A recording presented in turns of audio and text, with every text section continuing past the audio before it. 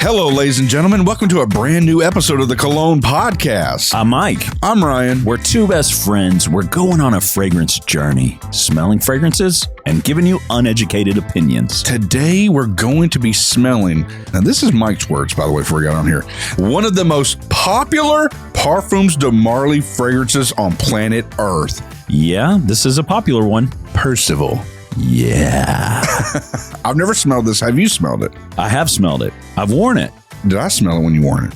Maybe. I remember all the times you wore like Herod, and I'm just like, oh man, that smells really fucking good. Yeah, or sometimes you're like, oh, are you wearing Leighton? And I'm like, no, it's Boss Bottled Absolute. Real talk, guys, $60 out there on some discounters. It's at least a try at this point. You said it, and Steve said it. I don't smell Leighton in it. I don't. I can smell a little bit of the Leighton vibe. To me, it has more red tobacco vibe. That's it, even the episode. We're getting off track. Boss Bottle Absolute. We're not sponsored. I wish we were. No, this is Percival by Parfums de Marly. Yes, sir. And I am Staka. I think we've read something from him before. Mm-hmm. I know that fucking name. Yes. This is a review he wrote about it. It's okay. He continues. Oh, good. I'm glad it's not a short. Okay. Sorry for the boring review in quotations, but that's literally the best way I can describe it. Feels more like something Abercrombie or Mont Blanc would put out for 4 times less price, but oh well. Oh, okay. So what do you think about that? It's Parfums de Marly, but they're saying it smells very designer. Well, if you guys were Patreon members, and it sounds like you're not from the way you're making that face right now while you're driving. Oh my God. Listen to this. Are you kidding me right now? You're not a fucking Patreon member? What the fuck's wrong with you? Well, if you were one, you know that this last week we just released an episode for them only. We reviewed Parfums de Marly's Altair. Yeah, that was a divisive episode. You and I were standing on opposing sides. It got heated. It did. And we found out that that is a crazy popular fragrance. Right. Yeah, one of the more popular ones we've reviewed, according to Fragrantica. But I will say this, kind of leaning into what this reviewer just said of this fragrance. One of us kind of had that same opinion about that. So I'm hoping to God this is not the same thing that we're about to run into. We're going to find out. But first, yes, we've got to go back in time. We've got to relive the moment when we sprayed Oolong Cha X by Nishane. Hit the music, Todd. Yeah. One night stand review. Well, Ryan, after spending the night in Turkish sheets. How many star counts are these bad boys? Like 1 million. Oh, God. What did you think of Oolong Cha X? It just did not have the punch that the original had. In the episode, I was like, does the X mean it's Xing out some of the good parts of the fragrance? You had a theory. Yeah, because they did. Ani was like that, which was also a Patreon episode. That's right. Yeah. Ani X. Yeah, Ani X. And it's like it was missing something from the original that just made it feel... Now, you thought more wearable, more digestible, maybe? Lighter, but more feminine. Yeah, I wasn't vibing with Oolong Cha X. It was a skip. Yeah, it wasn't for me. I don't think it's a bad fragrance. It smelled very beautiful. Yeah, I agree with that. But I do think it's for someone who's looking for more feminine leaning fragrances. You shaking your Morocco over there? Sorry, I shouldn't have done that. Hold on. I put some, what is this shit called? Mio? Like an electrolyte type? Yeah, it's like a hydrating one. And honestly, it looks like piss after you've had like a vitamin. Bunch of vitamins. Yeah, it's like neon toxic yellow. What the fuck? Sorry. Go ahead. I fucked your train of thought up, didn't I? Way to go, dude. You said somebody that was looking for something more feminine. Right, yeah. More lighter. I'm not. I love Oolong Cha the way it is. Wouldn't change a thing. I wouldn't either. And so it's got to be a skip for me. Yeah, I'm agreeing. Okay, let's get on to the scent of the day, Ryan. Percival by Parfums de Marly. This was actually sent in. We found out because we did an episode in the Patreon. I know it sounds like we're pitching this, but we did. And we were like, who sent us this? Because we get stuff sent to us all the time from lovely listeners, lovely patrons, sometimes lovely brands every great once in a while. But we got this from a gentleman named David, who is a Patreon. And man, could not be more excited for this. He sent us a bunch of stuff, bunch of Parfums de Marly. This is one of them. Let's do it. I'll let you go first. Okay. I've had coffee, so I may be running like 100 miles an hour right now. I'm so sorry. Damn, he sprayed the fucking microphone. Oh, I don't know if that's a good I mean, I think we're both going to tell you right now, off the rip, smells really good. Very nice. Yeah. Does smell very designer. Very, very designer. Very, dare I say, maybe a little Sauvage-y, a little bit of bubblegummy, a little bit. I was thinking like a peppery Sauvage. Yeah. It's definitely not bad. What are you smelling, though? What does it smell like? Let's not use I know, you always tell industry me that. standard definitions here. I'm with you. I am not liking the skin. Why?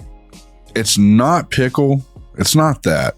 But what is it about a pickle? What is, like, not just describing the pickle smell, but there's like an aura about a pickle. It's like this has kind of got that, but without that pickle smell. It's the hardest thing I can describe. On the tester strip, there's a tang to it. Yeah, there's a tang to it on the skin, and I'm not really a fan of that. But on the tester strip, it smells very sweet, almost bubblegummy. But I definitely have to say, I hate to be this guy and sound hoity-toity, but it's got that Ambroxan kind of vibe with like a little bit of sweet kind of bubble gum on it. So it smells really good. And it's really kind of safe. I let a couple of young ladies smell this. Okay.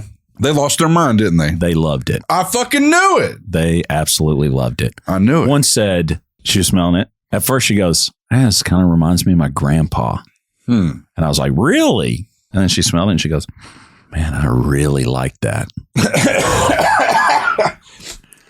Okay. And then she kept going. She has some granddaddy issues. Is that what you're telling me? No, I don't think so. Okay. I think as she smelled it more, it was like maybe that first initial was so strong. Maybe she thought of that. But then she was like she smelled a little bit more. And then she's like, yeah, I really like that. I think I know where she's going with it. Sadly, I guess. Okay. I don't know. I'm not really vibing the skin, but this tester strip could not be any more different, and it smells pretty phenomenal. It smells, because we still haven't talked about it. I asked you earlier, other than you went the pickle route, and I was trying to go with tang here. This smells very soapy, smells clean. Yeah. A little powdery. Definitely an old school clean. Yeah. Almost peppery. I'm kind of getting like a little peppery vibe to it. Yeah. That's why I was like, I could tell where she's going with that with her granddad. Yeah. Now, don't hear me say masculine and you're thinking this like really loud fucking musky thing. It's not. Right. But it is kind of that old school, like clean, masculine fucking smell. Old school, but not like vintage smelling. It does smell modern. It does. It's like I'm actually appreciating it on this tester strip.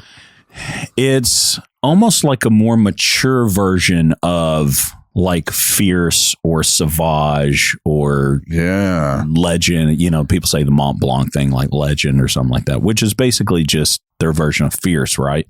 Man, if it smells this good just from a decant, I would say full bottle would probably go fucking hard on this. So how I've smelled it, wore it, was I have from PDM like a travel atomizer of it. Or like 10 mil or something like that. Yeah. Went ham on it? Not really ham. You know me. 3 sprays. Now, the people that smelled it, was it something you had to remind them? Or like you walk by and they're like, hey, what are you wearing? Well, specifically this case, it was a couple gals that's about my age, definitely younger than Ryan. That's why I say young ladies. That's a prick job. Yeah. I sprayed a little bit. I mean, I was wearing it, but I sprayed a little bit on my hand. And then I said, what do you think? And well received. It makes me think, though, would you ever just wear a generic designer fragrance just to smell good for, you know? I can answer that easily. Yes, absolutely. When? If I wasn't broke right now, all the time, because I'm out of Acquadigio. Oh, yeah. That's very designer. But I feel like it's still got a little personality to it. It's not like this. You don't think this has personality? Well, this does. I mean, the things that it's trying to accomplish. Oh. You know what I mean? It's doing it better. I agree. I mean, I still think yes, because there's just some that I'm just not afraid to go, this smells good. Yeah. I mean, Luna Rosa Carbon, amazing. I cannot deny that I still think that, you've heard it, guys. We say it every fucking 4 episodes, it feels like now. Yeah. But like that fragrance seriously competes and pantses niche fragrances to me. But it is designer. It's very clean. Yeah. Very, people say it's like the answer to Sauvage for people who don't like Sauvage. Absolutely. Which, it's not that I don't like Sauvage. I can't wear it because it will choke me out like 2 hours in. Yeah. I love that initial burst of it, which I think beautiful. That Carbon does it better.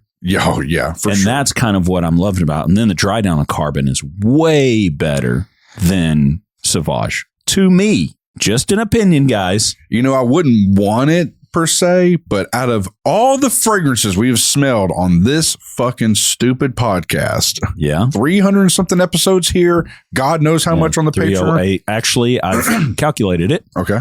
308 episodes here, 44 episodes on the Patreon. As of right now. That's right. Extra episodes. Look, there's a few of you guys out there that have literally gone through this catalog thrice, 3 times. How do they do it? And if you're looking for nearly 50 extra episodes, they're all up and they're all available. If you're that friends with benefit, it's free. Just jump on there. 40 some odd episodes. I don't know if it's free. I mean, it's free with your subscription. Boy, that's some corporate speak if I've ever heard. It's $6 a month, for God's sake. You lose that type of shit. You sit down and you lose $6 in your couch. God, you ain't lying in this day and age. I think we just lost some right now. Yeah, it's true. Yeah. Really quickly, though, on that Carbon, though, I wouldn't want it. But of all the fragrances we have smelled, I'm shocked that Carbon has not had like a Carbon Part 2, Carbon Parfum. Yes. Shocked. Or like an Intense or something like that. Something. I mean, don't get me wrong. Don't be listening to us, Prada, and then be like, hey, that's a fucking good one. Cha-ching! I'm sure they would have thought of it because they took Ocean all the way there. Why that one? The first one was, I don't know. Anyway, Anyway, this smells really good. Yes, it smells very designer, though. Okay. With a little just done better. But here's the question, though. What's the price compared to designer? Really good question. And had I known that we were going this route, I would actually pull up, and I'm just going to do it really quick anyway. Let me pull up Sauvage as well. I feel like you got to play fair. Oh, yeah. Okay. So if you want a full juicy bottle for Parfums de Marly is a 4.2 ounce. That's like 125, something like that. Yeah. You're looking at about...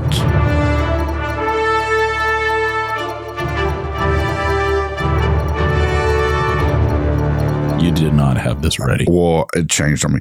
You're looking at about $365. Whoo!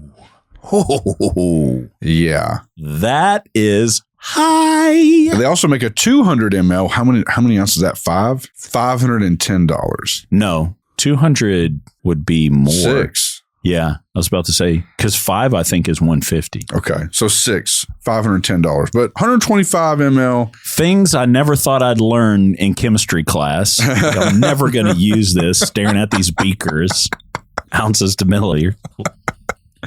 But Sauvage, that's low hundreds, Yeah. Or mid hundreds, I would say. And then it's like you can find discounters for like $70, $80. Can you? Yeah. I feel like Sauvage is typically not super discounted. Maybe people reselling. I mean, EDT, well, I guess you're right. 2 ounces of Dior Sauvage is like $86.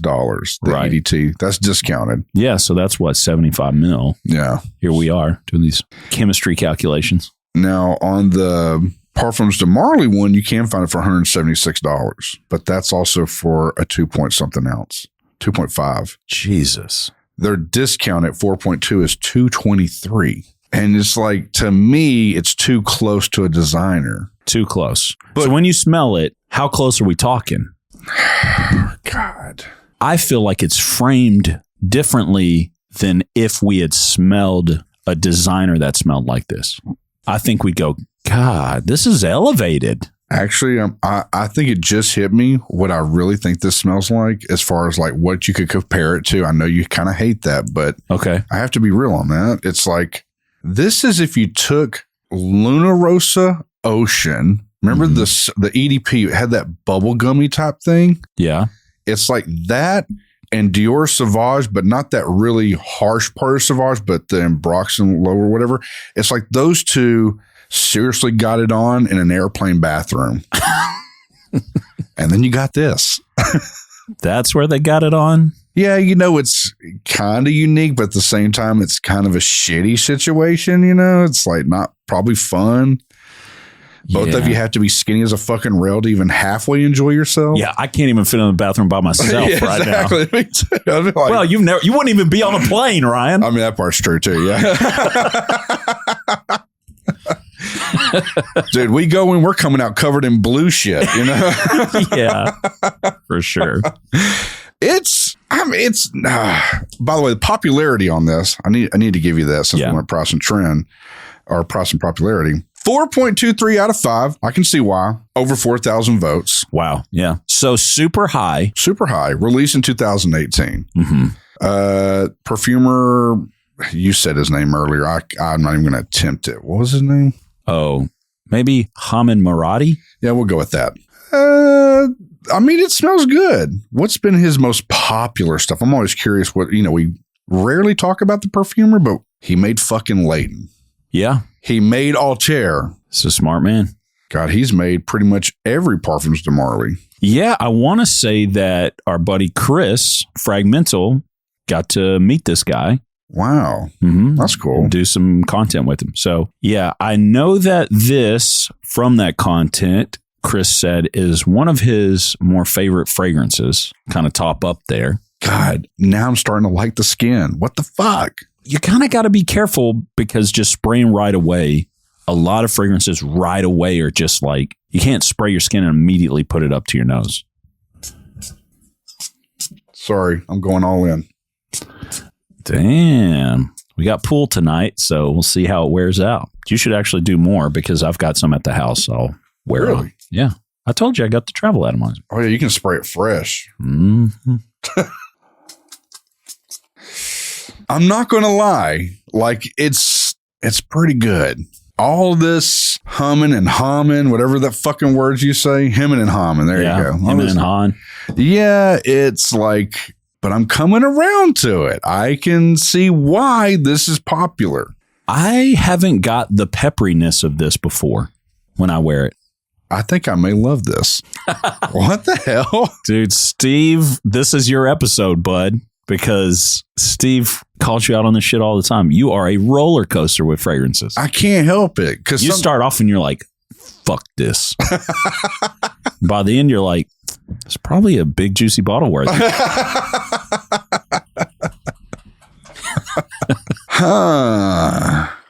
Wow. Let me go back to my point, by the way. Yeah, go ahead.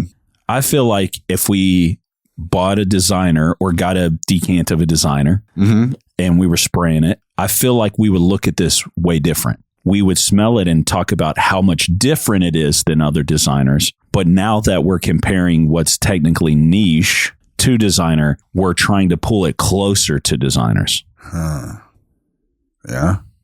It's all in how you frame things. While you're saying that, my brain's working overtime. It's like we should pick a couple of new episodes coming up. We're like, here's these 5, and we're going to just wrap something around where we can't see what the name is. We have a listener that sent that. We need to do that. Yeah, we do, don't we? We absolutely do. We need to do that. He sent a bunch of fragrances that are not labeled. Yeah, we don't know what they are. They have like little envelopes like we're at an award show. So we do it and then we can look and see what it was. And best picture goes to Percival. Wow. I actually planned on talking about the notes and the pros and cons, but honestly, because we've been kind of going back and forth on it, I'm sorry if this episode's kind of a little No, I think this speaks to how subjective fragrance is, again, because it just depends on what angle you're looking at it from. I was listening to a podcast and Tony Robbins was on it. And I've heard this study before. Okay. I've heard other people use a study before. But he talks about they ran the study where someone will walk up to a random person and they go, hey, do you mind holding this for me for a second? And before they can say yes, they just hand them a coffee and they bend down to tie their shoe, right? And they take the coffee. And they did a certain amount. I can't remember the number, but I'll say they did 50 people, 25 this way, 25 this way. And then afterwards, they were approached. That same person who held the coffee for them was approached to read a short thing. They get $20 and they need to just judge the main character, right? Okay. And so they judge the main character of the thing. And what had happened was 50% of the people had to hold an iced coffee and 50% of the people had to hold a hot coffee. And the people who held the hot coffee said the main character was warm and sincere, and the people who held the iced coffee said he was cold and calloused, and it was the same story. Wow. But they were pre-framed by just that physical thing of touching hot coffee versus touching an iced coffee. I mean, it's like, what do you call those people that like, whatever, they can like read your mind or something, but it's like they probably said certain things in the sentence to trigger certain synapses in your brain to pick elephant every time. You know, you think that's what's kind of happening? The David Blaine's. Yeah. That is interesting. By the way, love Tony Robbins. Why is he so beloved? Because, first of all, he has that deep voice and he talks like this, you know? Like, for me, when I listen to him, I'm like, the whole time I'm like, I'm like trying to. Dude, he's so comforting to listen to. He's like very charismatic and excited. And I just want to hang out with him. You think he'd be cool? Yeah, I think so. I think you can't interact with that many people without the truth coming out. I think you're onto something with that. Yeah, there's truth to that. If you, like, let's say you really interact with 1 million people, it's going to be split 50-50. Yeah. Just the way the ball bounces, it should be. Yeah. Where it's like 50% of people are going to love you, 50% of people, they're going to hate you. And guess what? It has nothing to do with you. It has everything to do with the person casting the vote, right? Because who knows if they held a hot coffee before you met them or if they held a fucking iced coffee, you know? Or they're holding some toxic green chemical cold drink mixture I'm doing. Exactly. Is this why you're being so cold and callous? His drink was colder at the first of the episode, so he hated it. Now it's warming up to that. Yeah, I'm loving it. Exactly. Who would wear this, by the way? I would think it's like Abercrombie Fierce has graduated high school. Okay. Gone to college. Graduated college, but is still very young. Just graduated college. But got their shit together. By senior year, you have to. Because you're getting ready to enter the workforce. That's where he's at. That's Mr. Fierce now. Yeah. He's 24. Okay. And up. Okay. Got a degree. Got a degree. That's right. A little more sophisticated. Maybe he's bringing in a little bit more money than your typical intern. I think this is like an engineer type person. Really? Yeah. Okay. I really do. I'll go with that. I really do. I feel like this is a really smart individual. Yeah. They're kind of low key, but they got their shit together. They're not flashy. Right. Yeah. But they do got lots of monies coming in, and it's going to keep getting bigger and bigger because, you know, they're software engineer or something like that. You know? Right. Okay. You know, you play BitLife or something on your Android, you become a software engineer, and next thing you know, you're a project engineer manager pulling in 7 figures a year or something stupid. Okay. And all you do is work remote. Yeah. I feel like this is that kind of thing. I feel like if I worked for a company, I would not want to work remote. And I'm the opposite. Well, yeah, you are. I want to be able to play Marvel Rivals all day and have one of those mouse movers that just makes you look busy. I'm like green screening like previous recordings of me to make me look like I'm in meetings and shit. Oh, yeah. Not me. I want to like bump elbows with people. I want to work as a team. I want to be locked arm in arm. Like really... If I'm on projects, that's what I want to do. You are very much like that. And I want to be as far from it all as possible. You'd be happy being a shut-in. Dude, I would. That's why God won't let me win $1 million. Be a fucking hermit. Dude, it'd be bad for your health, man. Are you going to skip it? Sample it? Or buy it? What are you going to do, Ryan? This is close to a buy to me. Really? So it's a strong sample then? Very, very strong samples. If you're listening to me, guys, this is a sample. Try it. With the caveat of just knowing, go into it knowing this definitely has a designer vibe to it. Yeah. It is doing something quite interesting. I don't know really how to describe it. Maybe it's, what is this, well blended, well balanced. It's slightly niche-y elevated, but not crazy enough.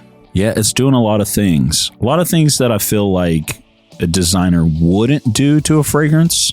Yeah. That's why I'm saying if we smell this as a designer, we'd be like, bravo. Yeah. Oh, God. Oh, yeah. Bravo. Way to take the swing.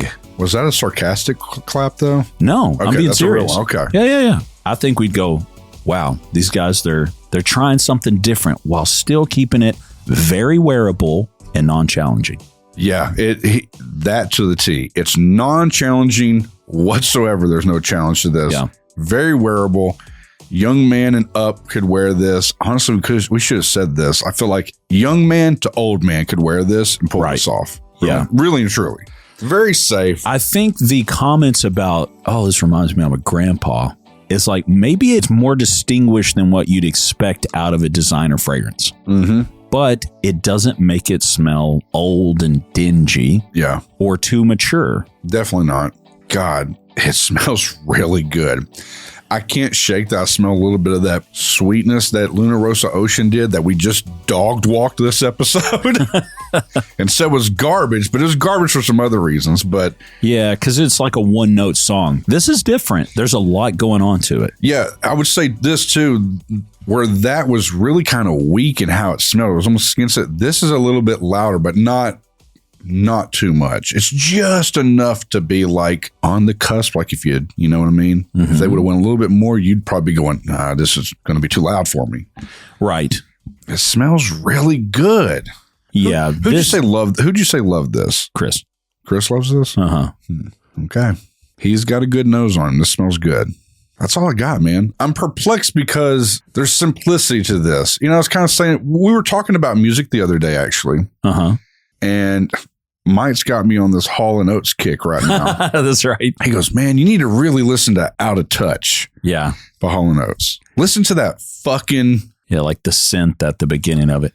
Because the other day, we were talking about, there was another song that we listened to, and it was like so punchy. Yeah. Like, man, we don't get this anymore. This type of production. And this is like late 80s, this song came out. Yeah. So you played it in what? Dude, it's like I was telling Myke, I was like, it's so simple. The note structure, everything is simple. To the layman ears, you're like, very basic. But if you really listen, especially with how things were produced back then, you can really hear a lot of different instruments. Yeah. You can hear there's a lot of layers, and it's actually really intricate, but it's so intricate that it's purposely done to make it sound simple. Does that make sense? Right. Yeah. Things were added to increase texture. Yeah. And I feel like that's what this is doing right here. It's familiar. It's something that we kind of smell, but at the same time, there's like this little something. There's more punch to it. I could see that. We were just critiquing, this guy was playing guitar, and he said, you can play it this way or you can play it this way. Yeah.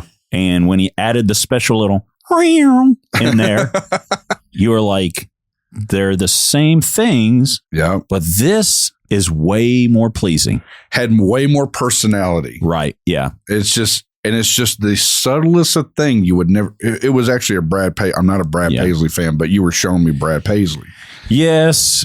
To get, it's a long story short here, but he has a thing on his guitar called a G bender. It bends the, don't laugh, middle schoolers, a G string. It bends the G string. I just said, don't laugh. Well, you emphasize it so much, man. So on the guitar, it bends the G string. And when it does that, it adds almost like a steel guitar sound to it. And the way he incorporates it, he shows you that, oh, you can actually manually bend the string with your fingers and it sounds this way.